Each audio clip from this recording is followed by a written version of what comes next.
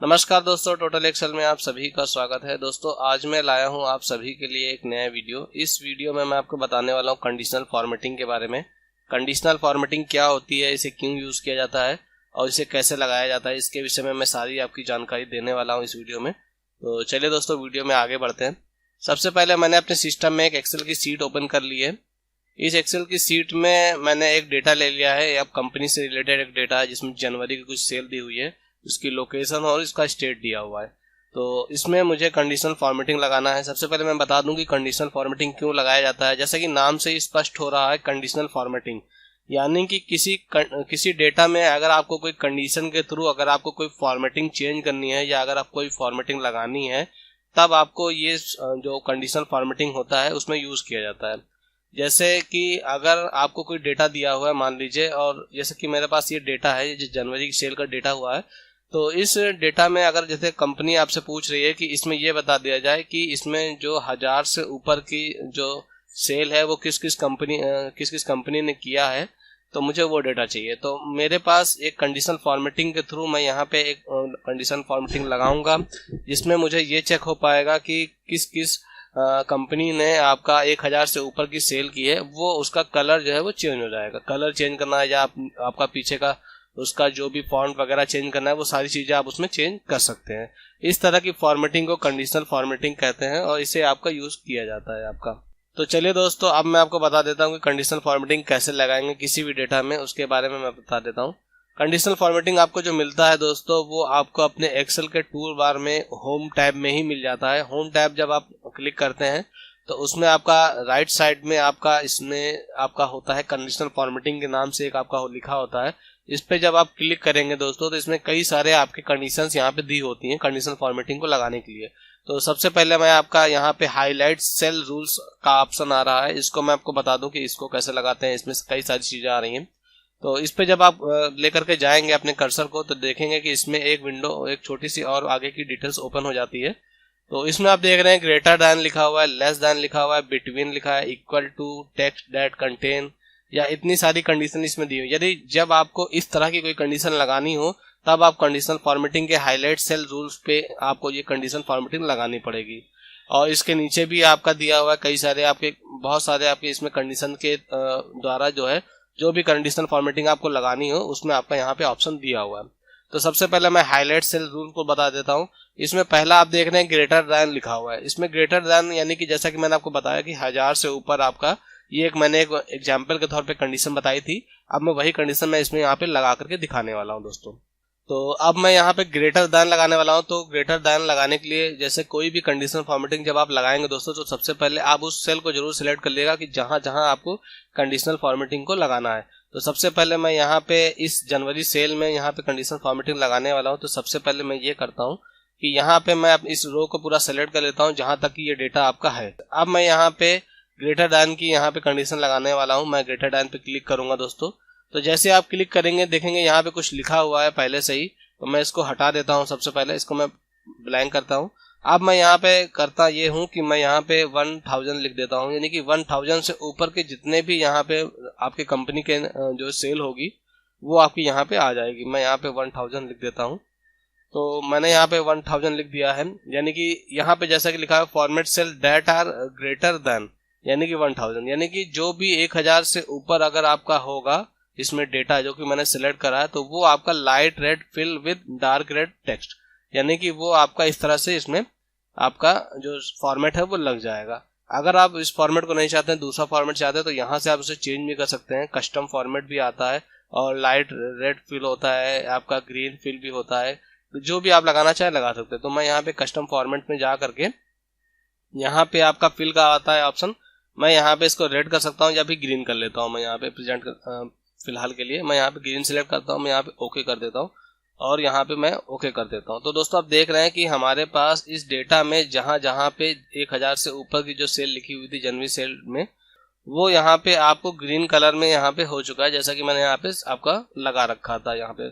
अब मैं यहाँ पे अब आगे बताने वाला हूँ। तो मैं सबसे पहले इसको मैं क्लियर कर लेता हूँ, इस फॉर्मेटिंग सेल को जो मैंने लगा रखा था। सबसे पहले इसको दोबारा से सेलेक्ट करिए। सेलेक्ट करने के बाद इसी ऑप्शन में ही आपका नीचे आएंगे तो आपका क्लियर रूल्स का ऑप्शन आता है। Clear rules from selected cell आता है, clear rule from entire sheet.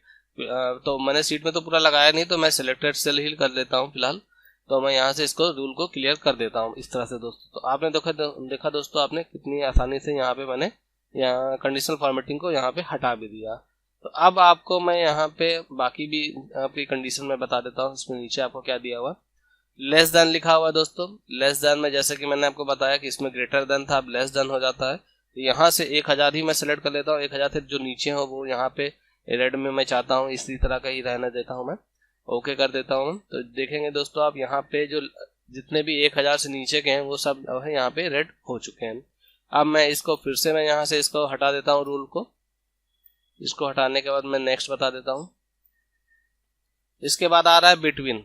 Between में अब आपको दोस्तों मैं यहाँ पे ऐसा करता हूँ कि यहाँ पे लिख देता हूँ 500, 500 और यहाँ पे मैं लेता हूँ 1000। बिटवीन का जैसे नाम से स्पष्ट हो रहा है कि 500 से 1000, यानी कि इन दोनों के बीच में जो भी वैल्यू होगी वो आपकी यहाँ पे उसका फॉर्मेट जो है वो चेंज हो जाए। तो मैं यहाँ पे इसको येलो कर लेता हूँ, इस तरह से मैं ओके कर लेता हूँ। तो अब आपको दोस्तों देख रहे हैं कि यहाँ पे 500 से जो भी 1000 के हैं आपके अंदर के जो भी जितने भी वैल्यू है वो यहाँ पे उसका कलर जो है वो चेंज हो चुका है दोस्तों। तो ये तो था आपका बिटवीन का आपका। मैं इसको पहले हटा लेता हूँ रूल को। अब उसके बाद मैं दूसरा करके बता देता हूँ टेक्स्ट दैट कंटेन। यहाँ पे दोस्तों आप देख रहे हैं टेक्स्ट दैट कंटेन बोल रहा है, यानी कि कोई टेक्स्ट अगर आपका उसमें दिया हुआ है जो कि टेक्स्ट यहाँ पे हम बताएंगे उसे सर्च करने के लिए।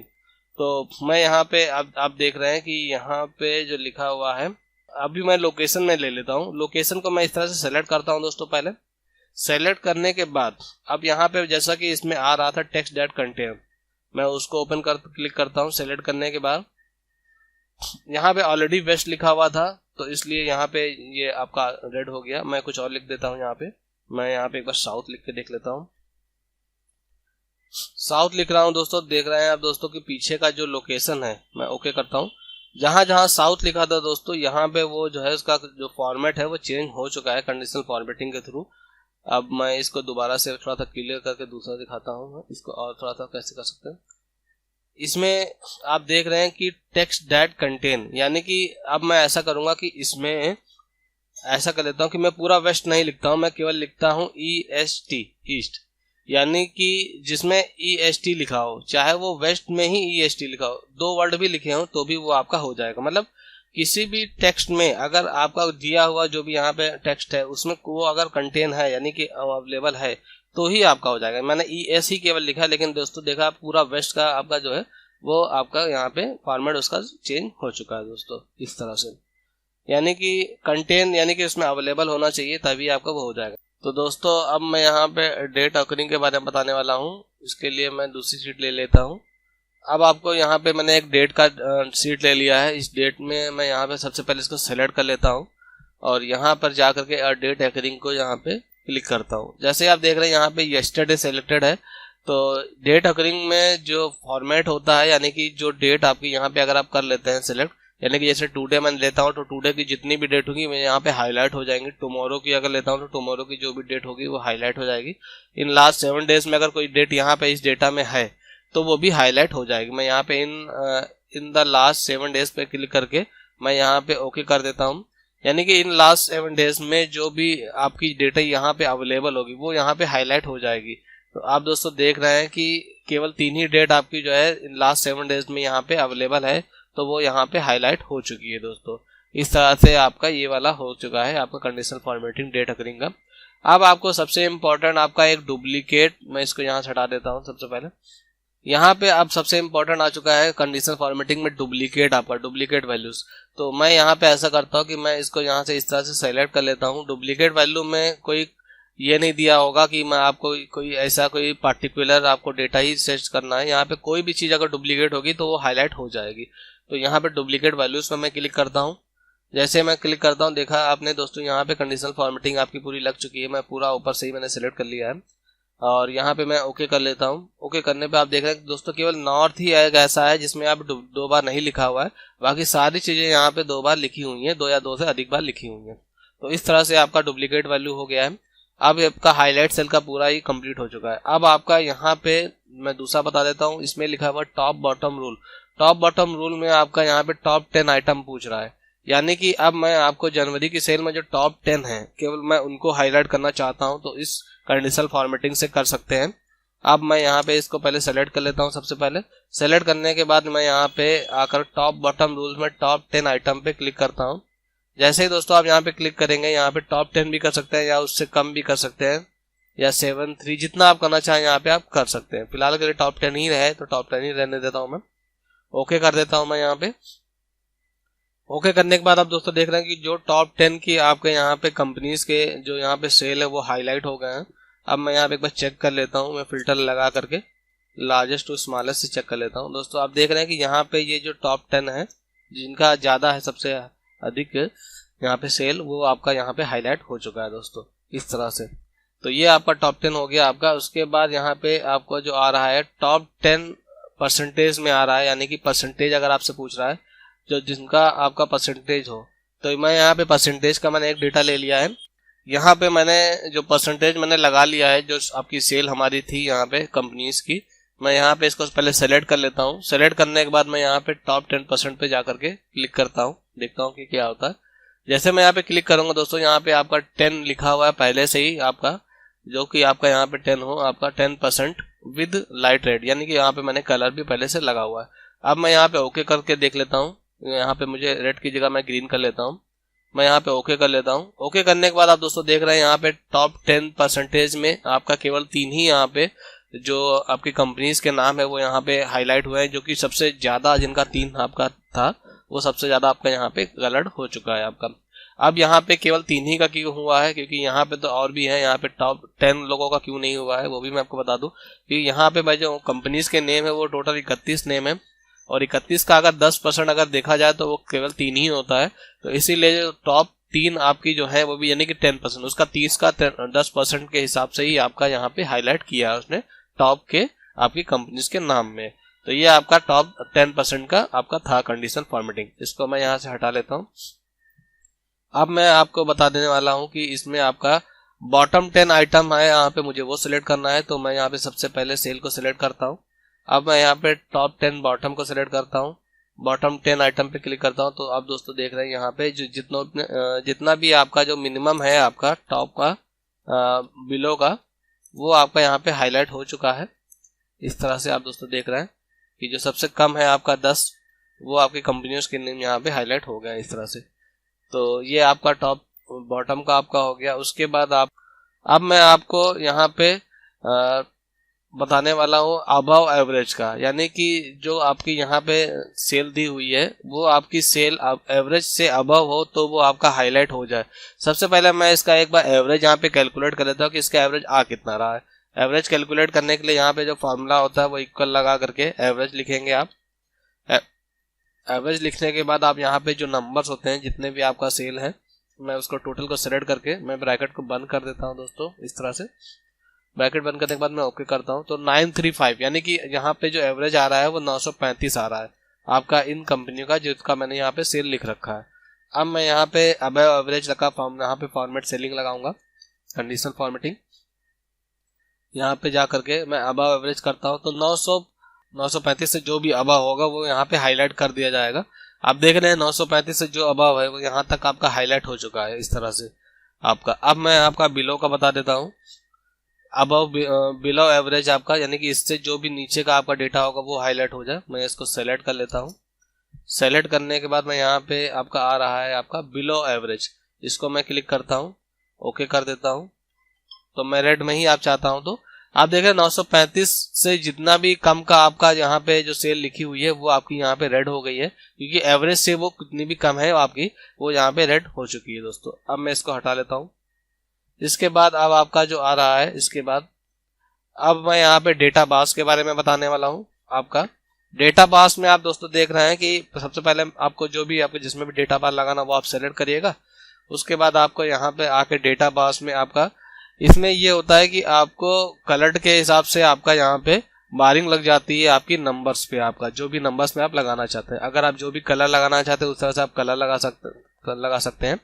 जैसा कि जितना भी जो डाटा आपका बड़ा होगा उस पर आपका ज्यादा आपका कलर भर जाएगा, फिल हो जाता है। तो इस तरह से मैं यहाँ पे ओके करूंगा तो आप देखेंगे जो कम है आपका उसका कलर जो है वो कम हो गया है, जिसका ज्यादा आपका यहाँ पे डेटा लिखा हुआ है नंबर वो आपका थोड़ा सा हाईलाइट ज़्यादा हो गया। इस तरह से डेटा बार्स का आप यूज़ कर सकते हैं दोस्तों। जो भी डेटा बार आप लगाना चाहते हैं इसमें से आप सेलेक्ट कर सकते हैं। अब इसके बाद आपका कलर स्केलिंग का आ रहा है। कलर स्केलिंग में मैं यहाँ पे ये डेटा पे ही लगाया जाता है। आपका जो भी अगर डेटा दिया हुआ है कलर स्केलिंग पे जा करके आप इस तरह से यहाँ पे सेलेक्ट करेंगे तो जो इसमें आपका जो डेटा स्केलिंग लगता है आपका कलर स्केलिंग वो इस तरह से लगता है कि आपका जो टोटल आपका जो डेटा सिलेक्टेड होता है उसमें जो हाईएस्ट होते हैं उसमें आपका ग्रीन हो जाता है, जो बीच के होते हैं उसमें येलो हो जाता है और जो लोवेस्ट होते हैं वो आपका ऑटोमेटिक यहाँ पे रेड कलर हो जाता है। इस तरह से इसे आपका डेटा स्केलिंग आपका कलर स्केलिंग आप कर सकते हैं यहाँ से कंडीशनल फॉर्मेटिंग के अंतर्गत। आपका इसमें कई सारे आपके होते हैं जो भी कलर आपको अगर आप लगाना चाहते हैं जिस तरह से का भी आप उसे लगा सकते हैं दोस्तों। इसके बाद आपका इसको मैं सबसे पहले हटा लेता हूँ। उसके बाद आपका जो अब आपका आ रहा है वो आइकॉन सेट का आ रहा है। आइकॉन सेट में भी अब इसी तरह का ही होता है आपका, जैसा कि मैं कलर स्केलिंग में होता है।